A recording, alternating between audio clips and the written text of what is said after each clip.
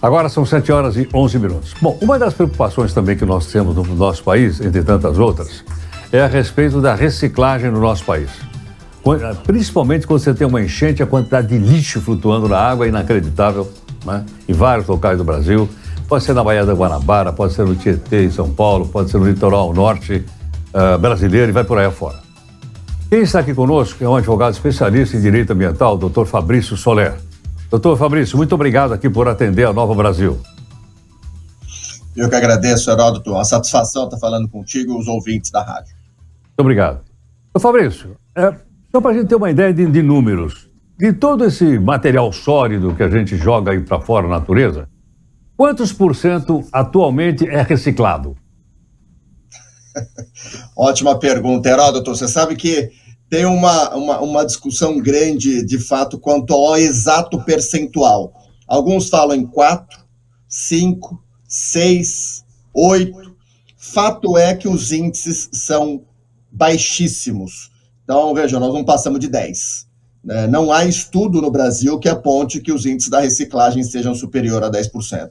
Então, temos muito por fazer, Heródoto. Inclusive, você abordou muito bem o efeito do descarte inadequado, né, do resíduo, do lixo colocado de forma inadequada, haja vista esse período de chuvas, e que isso fica sobressalente, impacta diretamente a população, a gente consegue ver os efeitos deletérios, os efeitos que isso pode causar na sociedade. Então, sem dúvida alguma, os números ainda são insuficientes, e para a gente melhorar, são várias frentes de trabalho, Heródoto. Não tem a reciclagem, não tem uma bala de prata que vai resolver e que vai potencializar a reciclagem no país. São várias frentes, que eu digo, começa na própria sociedade, no consumidor, para que consuma e faça o descarte correto, passa pelo poder público, pelos municípios, prestando serviço de coleta seletiva, cobrando pelo serviço gerador, sou eu no caso, a sociedade que consome, que é a geradora do resíduo, o município faz o gerenciamento, a gestão,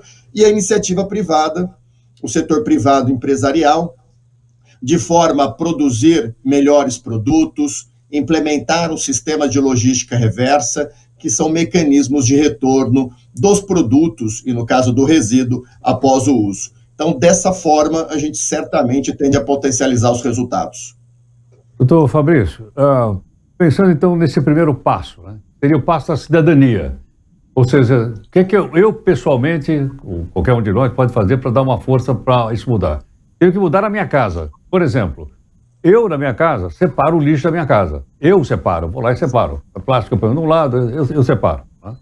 Agora, a pergunta é o seguinte, seria interessante que isso fosse ensinado nas escolas? Sem dúvida, Heródoto. Essa questão da educação ambiental, especialmente logo na infância das crianças, começando, depois passando isso a ser um hábito, ser a separação do resíduo, como você muito bem faz em casa, outros tantos brasileiros também devem seguir essa mesma disciplina, de fazer a separação.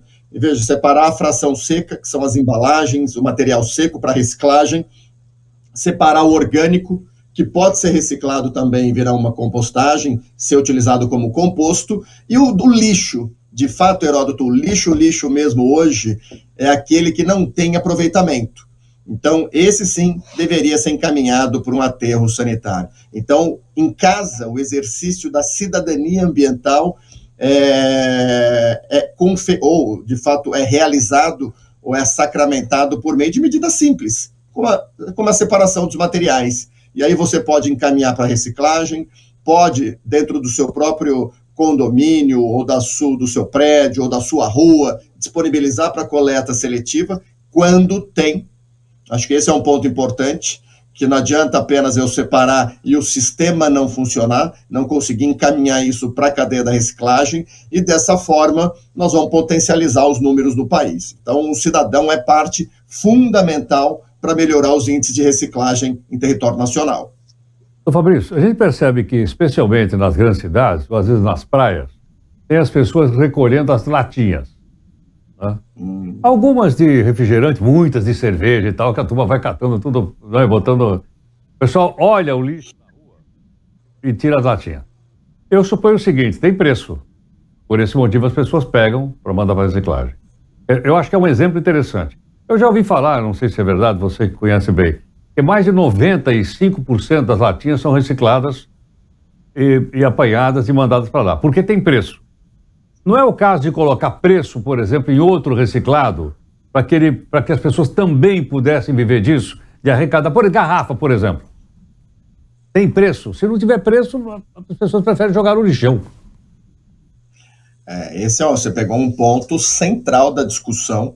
Isso que você está trazendo é o que nós chamamos de logística reversa, que é viabilizar o retorno das embalagens após o uso. Então, você consumiu a bebida, descartou, tem todo um sistema de coleta, e o índice que você trouxe da latinha de alumínio é esse mesmo, você está correto, é superior a 95%, mas aí cada ciclo, cada produto, cada cadeia tem uma realidade diferente, Heródoto. Eu vou colocar brevemente aqui duas. Essa você muito bem colocou, acho que é o alumínio. E por que toda essa cadeia funciona muito bem? Acho que não só o valor que vale o material, mas o quanto custa para extrair a bauxita versus a organização e o investimento na cadeia da reciclagem. Então, isso faz com que a latinha tenha competitividade. Quer ver um exemplo onde isso não se confirma?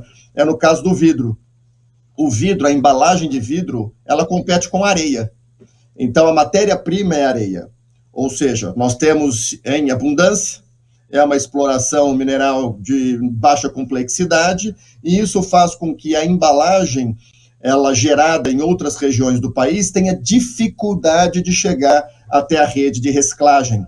E lembrando, por exemplo, nesse caso do vidro, que são poucas recicladoras no Brasil. Então, cada material, cada embalagem tem uma particularidade que pode facilitar ou não toda essa reciclagem e índices que, sem dúvida alguma, como você muito bem colocou, nos orgulham. A latinha de alumínio é um desses.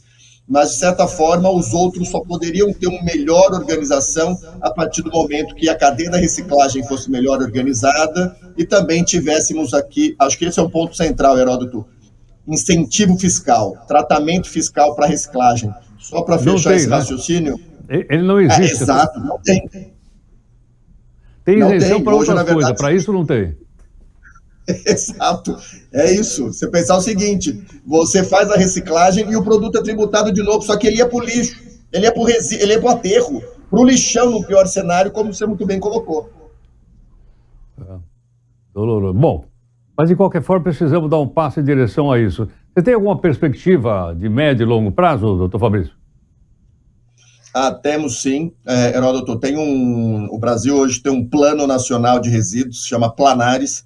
É um plano para implementar ou para assegurar o cumprimento de uma política, que é a Política Nacional de Resíduos, que é de 2010. Em 2022, o ano passado, foi aprovado o Plano Nacional e ele prevê algumas metas. Por exemplo, a gente aumentar o índice de reciclagem, e aí de forma geral, para 30%, 40% em 20 anos. Tem muito por ser feito, não será feito sozinho, e quando eu falo aumentar o índice de reciclagem, significa, de novo, o poder público ampliar a coleta seletiva, o cidadão aderir e fazer a sua parte, e a iniciativa privada implementar os sistemas de logística reversa. Dessa forma, a gente pode aí alcançar melhores índices. Só lembrando, para concluir, Heródoto, que hoje no Brasil, de 5.570 municípios, aproximadamente 2.500 ainda encaminham tudo o que é gerado no seu território para lixões. Isso, na minha opinião, em pleno 2023, é inconcebível. Perfeito. Doutor Fabrício Soler, muito obrigado por sua gentileza, pela sua participação aqui conosco. Muito grato. Eu que agradeço a satisfação. Muito obrigado. Doutor Fabrício Soler, advogado especialista em direito ambiental. Pergunta que não quer calar. Vamos deixar tudo que ele falou cair no vazio ou não? Você que nesse momento está levantando, está indo trabalhar, está no carro, vai jogar o maço de cigarro pela janela, vamos separar o lixo. Muitas vezes eu sei que separa o lixo em casa e a prefeitura pega e mistura tudo. É muito comum isso. Mas de qualquer forma, vamos dar uma forcinha. Vamos,